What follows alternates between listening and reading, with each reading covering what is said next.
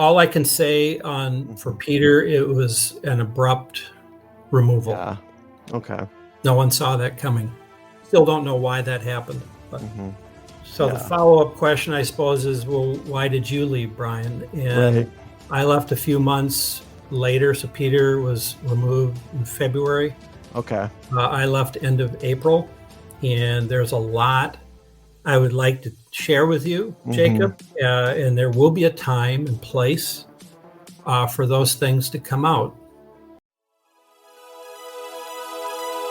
Behavioral Health Integrations podcast strives to inspire the next generation of mental health and addiction specialists. Our aim is to continue to raise awareness and encourage collaboration in the mental health and addiction industry so that it will continue to thrive. There are numerous approaches to treating mental health and substance abuse issues. On this show, we take pleasure in showcasing the diversity of these approaches used to improve the lives of others. So without further ado, your host, Jacob Menig.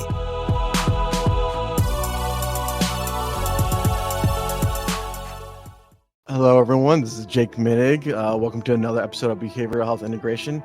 Today, I have the amazing honor and privilege to again have Brian Nystrom on my show, formerly of Nystrom and Associates. Brian, again, I cannot tell you how excited I am to have you on the show. It's an honor to be here, Jacob. Yeah, I know we're going to get into good stuff regarding the mental health and addiction field, especially to learn a little bit more about you and how you got started. And it's just going to be a great time. Looking forward to it. Hey, I think I forgot to ask you this before. So you're born and raised in Minnesota your whole life, right? Small town called Brainerd, Minnesota. Yep. So small town guy. The Raiders back then, I believe. Oh my gosh. Yeah. Brainerd High School, Warriors. Yes. You're right. Yep.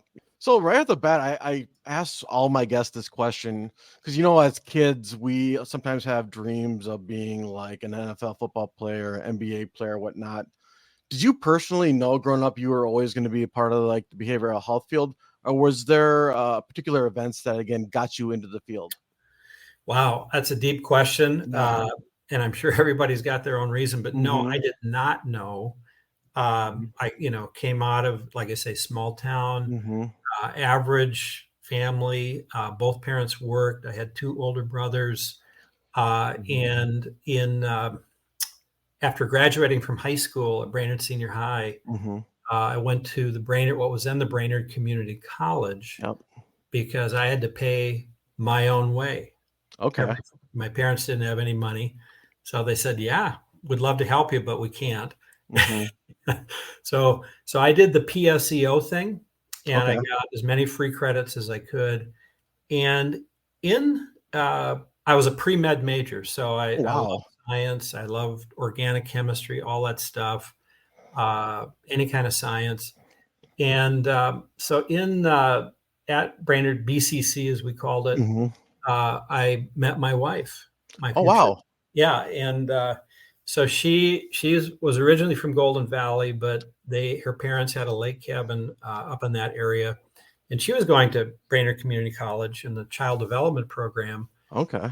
And so we met and started dating. And so this was transformative to me. That's why I share it with you, Jacob, is in her first marriage, she had been the victim of a 5-year domestic violence relationship / marriage. And so hearing about that, it was just like a 2x4 hitting me across the forehead. Like, what is that? Yep. I'd never heard of it. I grew up in a Scandinavian home. We don't show our feelings. We don't express anything, right? And so the interesting thing about that, I also met her ex-husband, who's now deceased. Really? Yeah. And, when he was in a good place, he was a good guy. When he was in a bad place, look out. Right. And he had been, could become very violent. And his first wife, he threw through a plate glass door. Oh my God. At the University of Minnesota hospitals. And anyway, that's a whole story there. Right. So this was transformative to me because something got ignited in me, kind of a passion and wanting to understand, what is this domestic violence thing? What Okay. does battered women mean? And because back in that era, in the late 70s, it was kind of, we call it the silent crime. Yep. And there were just really no resources for women and so forth. So Marianne and I helped the Women's Center of Mid-Minnesota in Brainerd with getting that shelter up and running and going. And then we moved down to the Twin Cities to finish school. And we both went to Bethel University. And I was still a pre-med major. I switched over to behavioral science / social work. I started attending some of her classes. And I thought, I'm going to have more impact in that area, touching more people than being going to medical school. And so we got involved in what is now called Alexandra House back, I think, 1978, 79. And as a matter of fact, Marianne testified to what the Minnesota Department of Corrections to create a per diem rate for the new shelter called Alexandra House. They needed a former abused woman to testify. That was kind of their criterion. So the Alexandra House board, we were both on the board of directors, asked Marianne to testify. So she did. And so we learned all about the per diem mechanisms, how shelters are funded, things like that. And it's fascinating. But from there, Marianne worked in the shelter as a woman's advocate. And they asked me to work with the kids. And that was interesting. I didn't know a lot about kids, but some interesting stories about kids coming in. Of course, the women, all of these clients were in trauma. Women were coming in with paper bags with their clothes because they had to move as fast as they could. And a little kid would come in with a stuffed teddy bear. And I remember one quick story. Please tell it. Yeah, they're doing an intake on the woman, a new woman who just came in. And the little boy, 4 or 5 year old boy, was down the hallway in a kind of a playroom, not that far away. And all of a sudden, we heard this loud scream. And of course, everybody's like, what is going on? So we all run down there, some of the shelter staff, the mother, and myself, and the little boy is looking at the wall, and there's a blood splatter on the wall. And then we looked below the blood splatter, and it was his pet hamster. And I said to him, what that was your favorite pet? What happened? He said, well, I threw the hamster, he had a name for the hamster, against the wall as hard as I could, because that's what daddy does to mommy. Oh, wow. It was one of those profound moments. Mirroring love, does that love? Because he saw his parents, and I don't know. Well, the violence was modeled to him. Yep. And he looked to his dad as his male role model. And of course, this is partly how domestic violence can play out generation to generation. And so, as my wife would say, you can either be a repeater or a learner. Yes. Repeater is, I'm going to keep doing the same patterns that I witnessed or absorbed growing up in a family, or I'm going to try to be different. And then that begins the whole different journey, right? So that was kind of the Alexandra House. I remained on the board for several years, on and off. I also did some work at, the Domestic Abuse Project, one of the first treatment programs for men in the country. And I did group therapy with the men. And also a crisis hotline called Men in Violent Relationships Incorporated. This was a 24/7, 365-day deal where I would train the volunteer counselors to man this phone line. And the idea was for men to call in when they were escalating. Women also called in for support, but the idea was for men to distract them from this and not get help and so forth. Mm-hmm. So anyway, I'll stop there. But that was the early years. We met some of the pioneers, Ellen Pence, who created the Duluth model. You may have heard of that. Yep. And she was a friend of ours, and her mother, who was a battered wife as well. So we sat at a kitchen table with Ellen and her mother and other ex-battered women planning Alexandra House, grassroots. Wow. That's such an amazing story. Actually, I have something similar to that when I worked at a treatment center a little bit earlier in my career. I had this female client. It was the female house and whatnot. And she was telling a story about like when she started like dating her boyfriend. And again, like sometimes a person's misconception of love can just be intense, and to say the least. And she explained how like the first time her boyfriend physically assaulted her and punched her, but she didn't take that as a negative thing. She said, "Oh my God, he loves me." Right. Because he hit me. There's so many reasons why women stay. And I think that's always the question, because people will say, well, why didn't she leave? Well, it's complicated. Oh yeah. Because there's many good times in between the bad.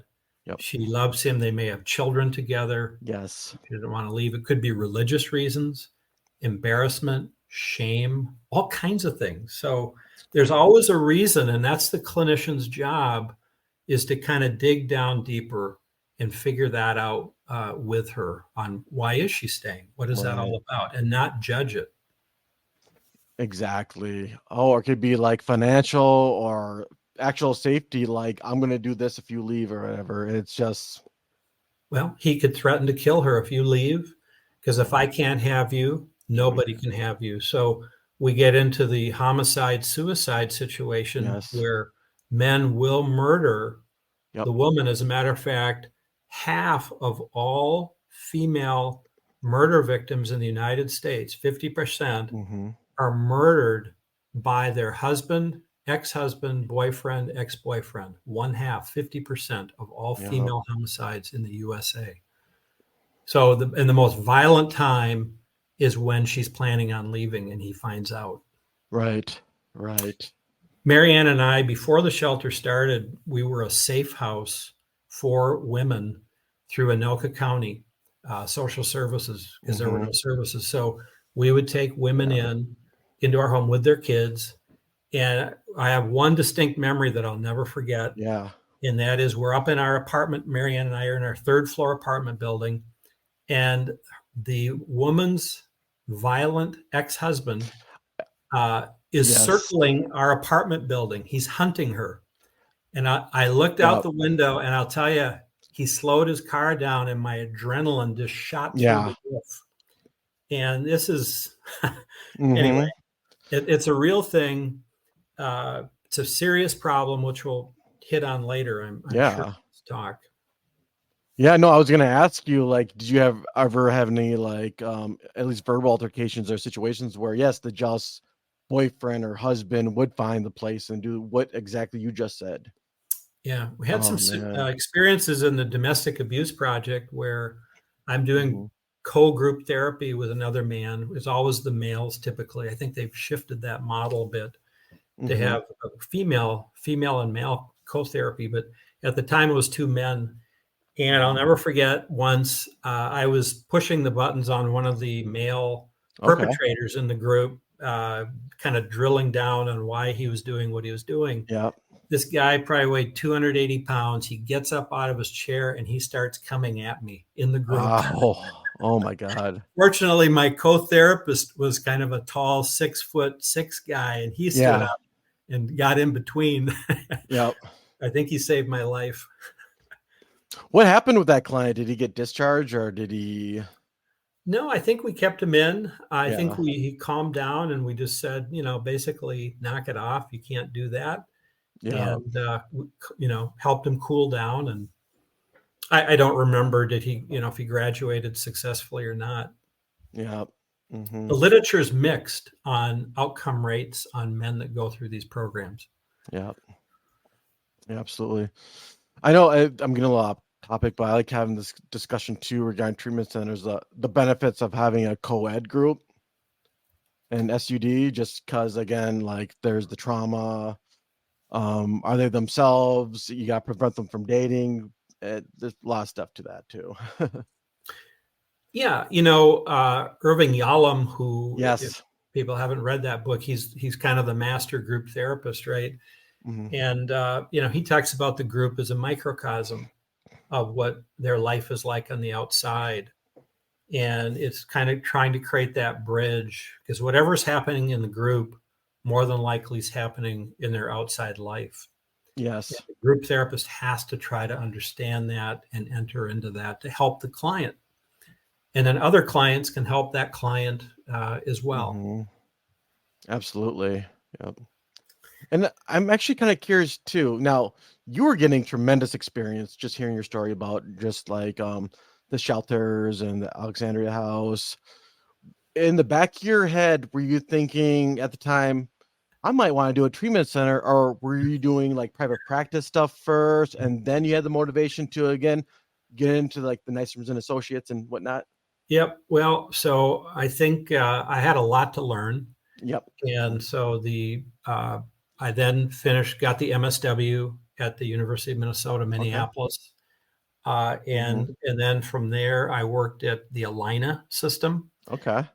And so I ran a social work department. I had a caseload on the inpatient psych unit. Wow. I did group therapy every day with all of the patients on the inpatient psych unit, another co-therapist and I. I got to ask you, how many hours were you working that week on a weekly basis? It seems like intense. Well, it increased when I had to have a private practice on top of my main job. So I truly moonlighted.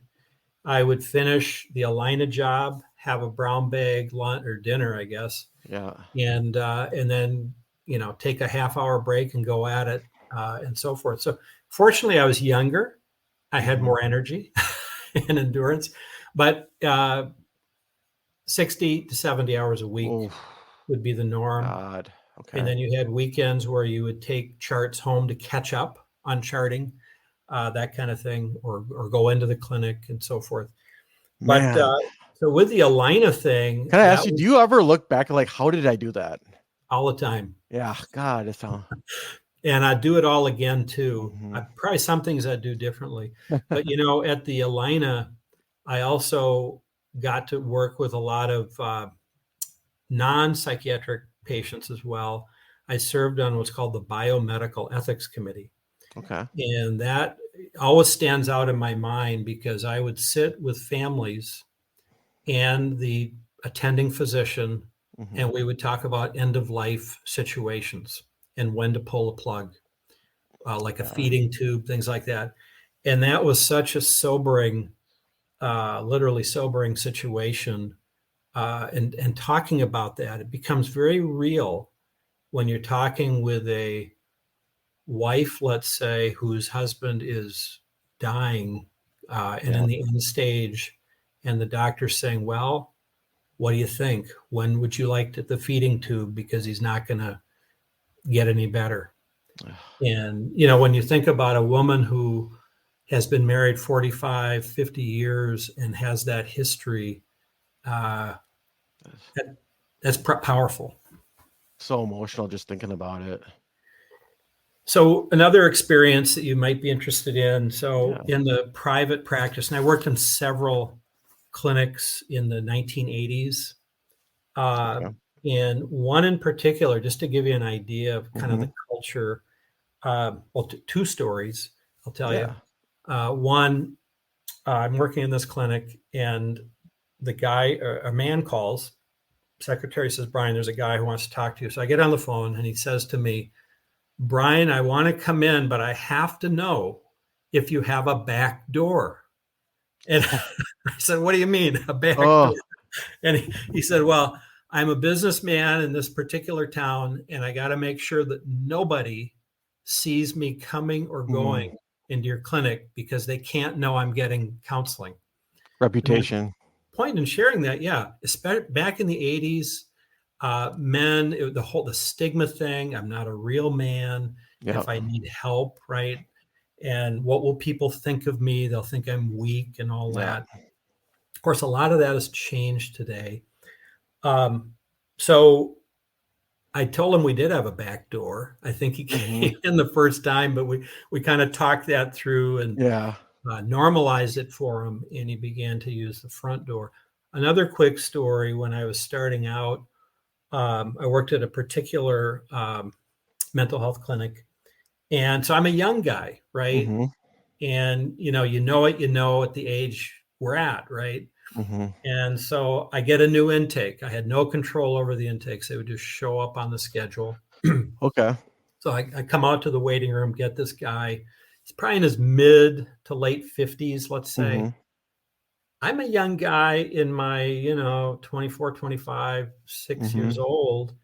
And, introduced myself, brought him back to the office. We start talking, and he tells me that he's a pastor for like 20, 25 years. Wow. And I said, okay. And then I said, what brings you here? And he says, well, he says, I'm depressed, and I'm having faith doubts. I don't know if I believe in God anymore. I feel like a failure as a pastor. Maybe I should get out of the pastorate.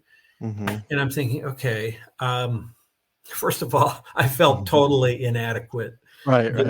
Giving advice to a guy with that level of experience and in the ministry, which I just, and so anyway, I charted in the note just something like 55-year-old man struggling with his faith in God and so forth. So a couple of weeks later, I get the clinic director, who happened to be a psychiatrist who has an MD. Okay. Who he calls me in and he says, Brian, read this sentence that you wrote. So I read it. And we did case review. That was part of the Rule 29 thing. So okay. And I read the sentence back. I said, 55-year-old man having doubts about his faith in God, things like that. He's having an existential crisis, whatever. Yep.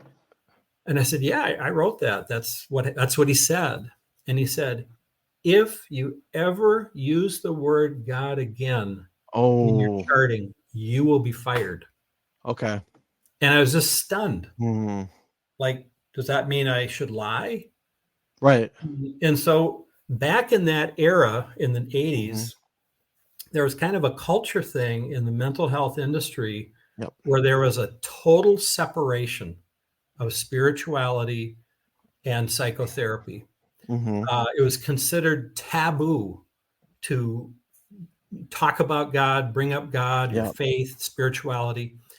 That has shifted, by the way, starting in the 90s. But what it did for me, Jacob, it made me think about what the literature today calls the social, spiritual model. They're all together. It's called holistic care. Yeah. Everybody, to some extent, has some kind of spirituality, connection to God, whether it's Christianity, Islam, Buddhism, or whatever. But that's how they find mission and purpose for many people in their life. The field understands that, but that was what I would call kind of a growth part in the field. Thank God. We're past that. Right. But that was just, it was an opportunity. And I share these stories because every story helps each of us grow. Right. It's just part of our journey. And what are we going to do with that? Do you think that was more like his issues and his trigger on his relationship, let's say, with God, and he took it out on you in a sense? Totally. Yeah. He told me he was an atheist. Oh, okay. And an avowed atheist. And that's fine. But so, yes, I think because of the culture of the mental health industry at the time, leave God out, plus he was an atheist himself. It was like the perfect storm. And little Brian, age 25 or whatever. Right. Used the wrong word in his chart note. We were friends, by the way. We developed friendship. Yeah. So we kind of bonded, I think, more after that. Yeah. That's how it works at times. Yes, it does. So then I worked in a place, the final clinic, before we launched Nystrom and Associates. But by the way, I should mention too, Viktor Frankl. Yes, I love him. Yeah, who created logotherapy, and depending on what the audience here has read, but he wrote the book Man's Search for Meaning. Excellent little book. Of course, he survived the concentration camps. His wife died. His parents died in the concentration camps. But, bottom line, humans are on a search for meaning. Right. Why are we here? What's this all about? How do meaning making, we call it in the professional literature. How do I make meaning? And maybe Nietzsche had it right when he says, if it doesn't kill you, it'll make you stronger. I think that gets misinterpreted, right? Because our suffering, we can even get meaning out of our suffering. Yep. And that's how most of us grow, actually. It's not from having an easy life. Many of our struggles, our pains, we learn from those, and that helps us grow into more deeper human beings. Yeah, I got a funny story. So I was talking to my cousin the other day because she's starting to get really into like psychology. And, in grad school, there's a lot of reading. Well, I'm not a big reader. I've maybe read a small handful of books in grad school. So she's like, oh my God, what's your favorite psychology book? And I'm like, Man's Search for Meaning by Viktor Frankl. Literally like one of the only books I read, but that's the one right there. Wow. And cool. Yeah, it was profound.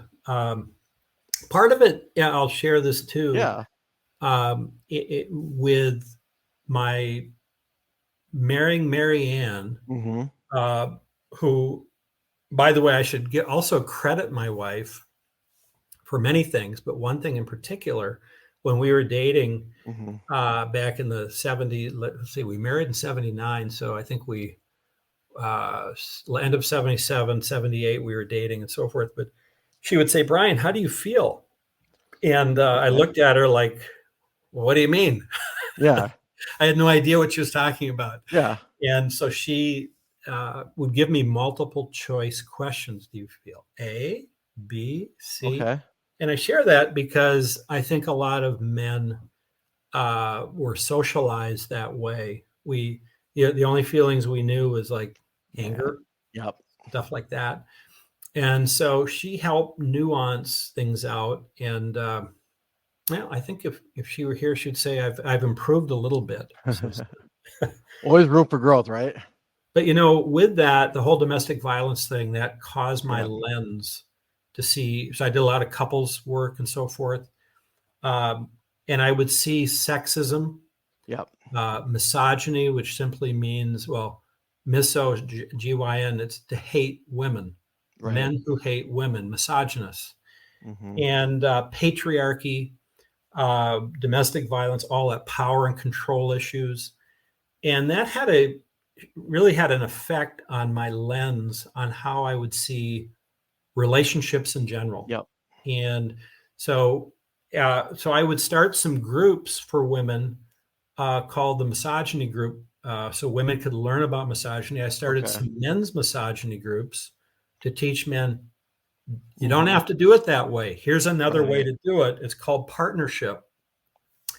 And so I did a lot of that. And that, forced me, because I'm a product of our society as well. And, all of our biases, and I speak for myself, I speak for everybody, whether it's sexism, racism, whatever the ism is, we all have some of it, and we have to figure out, what is that about? Where does that come from? And how can I change that? How can I change my thinking? And there's a word called metacognition, how I think about what I think about. And so I would encourage all clinicians, all human beings, to do that metacognitive. You're almost doing therapy on yourself. Right. Why did I say that? Did I really mean that? Could I have worded it a different way? So I do that a lot, and it's a way to keep me somewhat balanced and regulated. And I also do a lot of self-corrections. from that. Okay. Yeah, I'm also a huge fan when it comes to like anger and emotions. I'm sure you heard of like the anger iceberg, where the tip is anger, but in reality, you're feeling so many other different types of emotions underneath. Yeah. And getting in touch with what's underneath the water, so to say, Yeah. the big part. And that's the challenge. The one I like using, it's an anger management one, and it's very related to, again, Viktor Frankl, because part of the lesson plan is based on like logotherapy and the power of choice. And the same scenario always involves like your wife or your girlfriend cheating on you, and you catch her cheating on you, and then your anger and your emotions and your ability to again control yourself and make a choice, where you do have the power of choice depending on what you do. Right. Well, and this is where in a domestic abuse relationship, it usually doesn't go very well. Right. So I'm doing a study right now in working on a doctorate on murder, suicide, where intimate partner violence is occurring, and just studying that phenomenon. And it's, you get into masculinity theory. What is it with a guy about power and control? Is that genetic? Is that so baked into our culture? How to unwind that, and then what can we do as clinicians to spot some of this domestic abuse, help the woman, but help the guy, so on and so forth. So, absolutely. Yep. Now, I'm kind of curious too. So you're getting all this experience, right? And then in your head, let's say you're ready to make the jump into your private or treatment center. Did you know it was always going to be Nystrom and Associates? And were you nervous or scared too when you're about to start this journey? Well, first of all, it was never the plan. Okay. So I worked for a guy in the late 80s after I left Health East, started several clinics for him. I was very content. And I would have these different therapists come to me who I had hired and mentored and all that, saying, Brian, we're working our butts off, but we seem to be making less and less money. And I said, oh, the money will come in. The insurance is just delayed.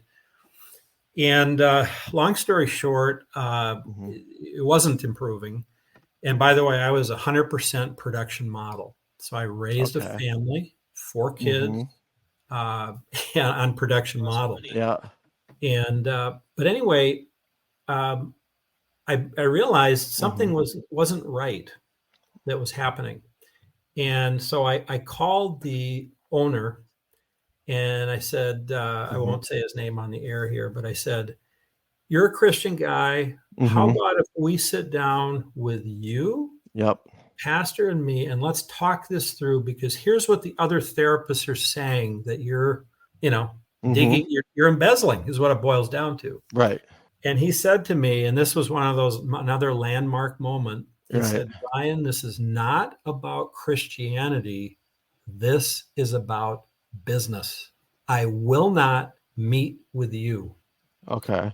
It was like, again, another 2x4 hitting me on the forehead. And I knew in my heart that he was hiding something. Okay. He was hiding something. It's kind of like the saying that goes like this: truth does not mind being questioned. Yes. A lie does not like being challenged. True. And so when he said that, I knew in my heart that I was done there. Yeah. I would have to start something new. It's not what I wanted. Yep. But because of what he was doing. By the way, later on, Blue Cross Blue Shield audited him. He got in a lot of trouble. Several clinicians took him to court. He went out of business. So crime doesn't pay. Right. But that's that. So I called Minnesota DHS. Okay. I told them the story. I said, this is what happened or has happened. And here's what they said to me, Jacob. We've had many other calls about this guy. Oh, wow. Then they said, we will help expedite your Rule 29 clinic application. I was just like, thank you. Right. And I'm shocked and didn't know what to say. But so they did. They kept their word. And there's still a lot of applications, and we had to create policies and procedures and all kinds of things. My wife and I spent a whole summer, most of our waking hours, getting it all ready. Yeah. And then they came out for the site visits and things like that. And that's how it got going. This was not the vision or I would have been working for that guy. But that's what got it going. We had to move to New Brighton because at the time I was in Anoka, Minnesota. Right. And that was part of a non-compete. So I had to. Okay. That's why we chose the New Brighton building on Silver Lake Road. Okay. That was the headquarters. And it started with me and a couple other therapists and a secretary. Okay. And got bigger. Nice. And the vision, Jake, was always, let's do the best we can do for our clients. Patient-centered care. We had team or case consultations, all that. We supported each other. And we just got flooded with clients. And so we had to, expand, add more therapists, and it just kept growing and growing. I also knew we had to have psychiatry because, you had to have the medication management because our vision was we work with everybody. Yep. Good. And we don't cherry pick. So I would get people that would say, well, I'm not going to take that insurance because it doesn't pay as much. And I said, we take all of them and everything will work out. And it did. I did not believe in discriminating based on insurance coverage. A lot of private practice clinicians would do that. I'll only take Blue Cross or what was then Preferred One. Okay. And I didn't think that was morally correct. Yeah. Oh, absolutely. First, it was more of a talk therapy outpatient clinic, right? Yes. And then it grew to groups, outpatient groups. Yep. Groups, the psychiatry. So I would meet I knew psychiatrists in the community. I would have coffee with them, tell them our what we needed, what our vision was. And a lot of people would say it during that time, you can't afford a psychiatrist. And I believed we can't afford not to have one. Right. And so I would rather lose some money, so to say, on having a psychiatrist because of the value that they would bring to the process. And they did. So that's kind of how it got going. This whole idea, it's called wraparound or integrated care. And the hospitals that I worked in, Alina, Health East, all kind of helped me think about it in a multidisciplinary, multi-programmatic fashion. And I thought that's just how it should be. Right. So I'd look at other talk therapy shops and I said, well, what else do you do? Well, this is all we do. And I thought, okay, that's it's not how I wanted to do it. So we started adding psychiatry. Had a guy at the county. He said he was like a planner, senior guy. He said, Brian, have you thought about doing CTSS? I said, what's CTSS? He said, oh, that's Children's Therapeutic Supports and Services. I said, I've never heard of it. Yeah. And he said, I really want you guys to do it because we'll give you all kinds of referrals. So I said, okay, we'll look into it. Anyway, we started CTSS. That's how a lot of these things got going. Wow. When we started the ARMS program, that was actually my wife's idea. She said, Brian, if she was reading a DHS bulletin on adult rehabilitative mental health services or ARMS, which worked with adults with serious and persistent mental illness or serious mental illness, and they were disabled. Okay. And I said, we have to do this. These people need help.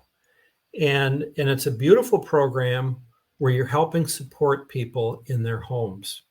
Okay. They don't have to go into the hospital, and you can provide counseling to them. You can arrange the medication management. And, part of this, Jacob, for me, is kind of how I see people. And that is when I look at people, anybody, I'm looking at the image of God. Mm-hmm. So male, female, doesn't matter, race, ethnic background. Mm-hmm. And from that grid, I am called to serve them. Absolutely. Right? It's like Jesus washing their feet.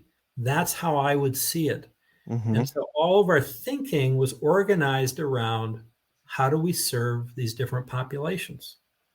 And then, of course, every client is somebody's mom or dad, husband, wife, boyfriend, girlfriend, aunt, uncle, cousin, whatever. Yep. When you think of it like that, it's like, wow, these are real people. They need help. And, you know, in our own family, we've been through all kinds of different things. We have a large family, 4 kids, 21 grandkids. We're not immune to different problems. We've had people with depression, lost babies, things like that, divorces. So on a personal level, I can relate to a lot of these things. Mm-hmm. You know what I'm curious too? So the time frame that we're talking about right now, would you say is like the mid 80s? So we started Nystrom in 1991. Okay, August 91. August 1st. Yep. I'm curious, were you also able to bill for substance abuse services? Because I know you started off with mental health. And addiction counseling obviously came later. Were the billing codes different, or how'd that work? They were different. And back then, the treatment philosophy was you either get talk therapy first, then you go do treatment, SUD treatment, or you do SUD treatment, then you get referred into mental health treatment. So this whole idea of co-occurring hadn't been invented yet. It's, you know, now we look at it like, well, that's how it should have always been. Yep. But the culture in the United States and really in the Western world, that's how it was. It was so bifurcated, so split. And thank God for co-occurring. Yes. But if you were going to see someone in for mental health and they had, let's say, an alcohol use disorder, you could still see them. Let's say they didn't want to go into treatment. So you could work with that. But you would have to have a mental health code, which isn't hard to do. You know, depression of some type, anxiety, plus the alcohol use disorder. So that's how you'd kind of work around it to make it work for the client. That's how we did it back in the 80s and 90s. Brian, we have our first comment. If you don't mind, I'll show it up right now. Sure. If you develop something new that you know can help families who suffered from trauma, abuse, grief, and loss, what would you do first? So I don't know if the caller is a clinician or has someone, a loved one, but so I would want to make sure as a clinician that I understood trauma, abuse, grief and loss, and all that. And there's so much material out there for clinicians to get that training. And then depending on what the assessment would show on this hypothetical person, that would drive what the treatment plan would be. So talk therapy, maybe they need EMDR, things like that. It really, you meet the client where they're at. So it depends, but yes, they need some help for sure. My thoughts on that, especially when it's trauma in the early initial sessions. You kind of want to know where they're at, especially when it comes to the trauma responses, behavior activation, like how can they handle those really difficult emotions that come from trauma? Where's their ability at? And if it's not the best right now, then we teach them mindfulness, DBT, to help them get more in tune with their body to be able to work with the trauma. And you know, here's an interesting thing. So all that's true. And it's always interesting, the people that have had trauma, but have somehow figured out how to adapt to it. Well, folks who haven't, talk therapy can help with that and some of these skills. But remember that not everybody who's had trauma is going to need help, It depends on where they're at. So it's interesting. And then with trauma patients, you want to figure out how to use that with them to get past the trauma, how to become a resilient, adaptive type of person. And it's different, literally different for every client. Amen. Absolutely. Now, I want to take a different angle to this, but I think this would be very interesting from a business perspective. Let's say you have a young clinician, a future Brian Nystrom on its way in the behavioral health field. And, Yeah. And if he wants to do what you want to do, and then, because again, you had multiple facilities. One, how do you know when it's time to, again, develop a new treatment facility? Because I know you cannot compare it to like a regular business model where they say, oh, well, if you expand, the original business gets weakened the more you expand. So how do you know when it's a good time to, again, I guess, create more facilities and more programs? Well, in a general way, I'm a clinician and I was the CEO. So I created all these different programs and had a lot of talent helping me, from my wife to other very talented clinicians. I used to use the word intuitive. You would just know, because again, you're very focused on the business, the rhythm of the business. You're also, remember, are you doing a good job as a clinic? Are you helping people? It's one thing to say, I do all these things, but what's the outcome? So you want to do patient satisfaction surveys. You want to do employee satisfaction surveys, because the employees have to be in a good place, because if they are, they're going to do a better job. If they're in a bad place, well, guess what? They're not going to do as good of a job and they're going to leave. Now you got a retention problem. Okay. Retention problem is bad. It's always bad for the client, because now what are they going to do? Right. It may not be convenient to follow that therapist. So a lot of them drop out. Yeah. Not good. That's extremely tough, because I remember what you just said now, like success. We can all define success in a different way. Yes, patient or client outcome, therapist satisfaction. But at the end of the day, you cannot grow if you don't make money.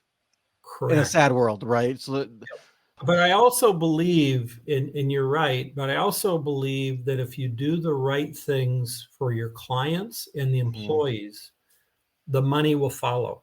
Yep. I've talked to so many people that will say, no, I want to make the money. I'll say, that's not going to work. Okay. Your situation will more than likely fail if you're putting money ahead of the client and the employee. There's a balance. Right. And so the owner, CEO, whatever, has to be so focused on how are his or her employees, clinicians, the morale, are people being paid well, benefits, are clients happy? Are they getting what they want? Are they getting feedback? Are they coming in as often as they need to? Right. All of these things matter. Can I ask you a tough question? I don't know if you've ever been through this too. And obviously you hired treatment directors and supervisors to, again, help you with these issues. But let's say right now, you said therapist satisfaction surveys. Yep. Would this situation be tough in a sense of, let's say you had a full-time therapist, but in their satisfaction review or whatever report, they said they're just burnt out. They have too many clients and it's just too much for them. But in reality, like, let's just say they only have 6 to 7 clients on their caseload. Now, some therapists, that's a cakewalk, and others like me, like a caseload at 10 is a lot for me. Right. I feel like, let's say with a 6, I don't get paid well enough and I'm burnt out with 6. Then how do you handle that conversation? Yeah. Well, it's a great I've had that conversation many times. Okay. With many people. And remember, in the SUD, substance use disorder programming, they count numbers a bit differently because of groups and things. Yes. Than in the outpatient talk therapy world, where 1 hour is 1 unit. So I grew up, quote unquote, in the 80s, where 35 to 40 1-hour sessions a week was the norm. Oh my God, I can't. All right. I'm getting a headache right now, just like, 35 to 40. And my favorite substance was coffee. Yes. Cheers. So I went through too many cups a day. Actually, I got a bleeding ulcer. I drank so much coffee. That's a whole other story. But so my reference point is a bit skewed, But a lot of us that kind of in my age group, that was the norm. Okay. 35 to 40. That was just what it was. I had some people doing 40 to 44, but 35 to 40 was kind of the sweet spot. Sometimes you prayed for a cancellation or a no-show. Yeah. Because it's like, I'm exhausted. But at the same time, each clinician has to figure out their self-care. And I think burnout, self-care, those are words that are used a lot. Are you getting enough sleep? Yeah. Are you getting exercise? And I'm not talking necessarily weightlifting and things like that, but whether that's walking a mile a day or whatever, is your nutrition good? Are you eating healthy foods? Are you doing that metacognition that I talked about? Right. Is your spiritual life positive? And are you in good stead with your relationships? Are you getting along with your people, so to say? I'll tell you, if I'm not getting along, let's say there's a tension with a family member, I don't like that. I want to get it resolved. And when it's resolved, my mood goes up. If it's not resolved, there's just that heaviness, right? So my point is, we're human beings as therapists. So we have to figure out our plan to make it work. And it's going to look different, Jacob, from you to me to the new Brian or whatever. And that's how I think about it. And that's how I could do, and also mission and purpose. With mission and purpose, it's like, don't pay me. I'd do this for free if I could. Obviously, you got to get paid, right? But that's what got me through, even to this day. I have to have balance because that regulates me in my daily living. So then I would say to the person, using your hypothetical, what's going on? Because we each have 168 hours a week. If you're sleeping 50, right, that leaves you 118. You're going to work 40 hours. You still have 70 hours left. Time management. So what's going on? Right. And that's going to probably vary for each person. So I think there's, to some extent, this work hardening where over time this becomes a normative thing. But there could be other things. I had one guy many years ago. He would come. I love this guy, and his name was Larry. And he would come in each day. It was like he was more and more tired. And I said, Larry, what's going on? He says, I didn't sleep good last night. Next day, same thing. This went on for a couple of weeks, and this guy was exhausted. I said, Larry, what's going on? And he says, well, I hate to admit this to you. And he'd been a pastor in his former life, so to say. He said, I think about my clients night and day. I can't stop thinking about them. I worry about them. And I said, Larry, you can't do that. It's okay to think about them here and there, pray for them, whatever. But you got to put it on the shelf. And if you can't do that, you're in the wrong field. You're going to have to make a career change. He did make a career change. He could not. He could not do it. So not everybody is cut out for this work. True. I was wondering, what was your mission statement at Nystrom and Associates? Well, they've got a new one now. But I don't remember exactly the old one, but it was about serving other people from that biopsychosocial spiritual perspective, that kind of thing. The clinicians would have adequate pay and training and so on and so forth. Yep. Because I was also wondering too, was like a thought of like the more you grow as a treatment center when it comes to more facilities and whatnot, I wonder if it'd be more difficult to again maintain that original mission statement. Because again, there's so many, and you have to like manage the staff, and you hope and pray that they have the same passion as you do regarding the mission statement and what you believe in, right? You would interview. I mean, you'd have to figure out who you're going to hire. Are they like-minded enough with your mission statement? There's so many factors that go into it, Jacob. So that's more of like, you hope the treatment directors too, because I'm sure they do most of the hiring of the supervisors, maintain that belief. When we were small, I was involved in all the hiring. Okay. The interviews, all that. Okay. Then as you grow, you've got HR and things like that. Yeah, absolutely. This is just all so cool. And I just love learning from you and this experience right now. Now, as we were talking and as the years go on, I'm sure it's not the best thought, but it's a retirement. You maybe want to do something else. I'm just wondering, when it comes to your career, when you were at Nystrom and Associates, When did you have that thought and feeling like, okay, maybe it's time to move on to something else, and the process of retirement look like? Yeah. Well, my wife will tell you that I was in denial. Oh. I said, I would say to people, I don't believe in retirement. Mm-hmm. And then this thing called aging would happen. We just kind of get a little more tired. It's very subtle. Okay. I began to think about it more. Family members would say, hey, Dad, you got to think about retirement. And I'm like, I'm going to live forever, right? Mm-hmm. Denial. So I started thinking about it. And we had a private equity event in 2019. So it'd be 4 years ago. Mm-hmm. And the private equity company came in and purchased the majority of the company. Okay. And then now again, to transition to that, there was this article on the behavioral health page. Was it Chris Larson? Correct. Behavioral health business, I think their paper's called. Would you want to relay a little bit about that in your own way? I would just say to anyone on this call, they can go online and read that. Mm-hmm. The article speaks for itself. It's dated May 11th, 2023, behavioral health business. But yeah, Peter Nystrom, my son who worked there 20 years, he was removed as a C-suite guy. Peter did all the development. Okay. So he was kind of the lightning rod and things like that. So very unfortunate that he was removed despite being the chief development officer. And for me, so I'm a board member and 30% shareholder. I still don't have insight into why that happened.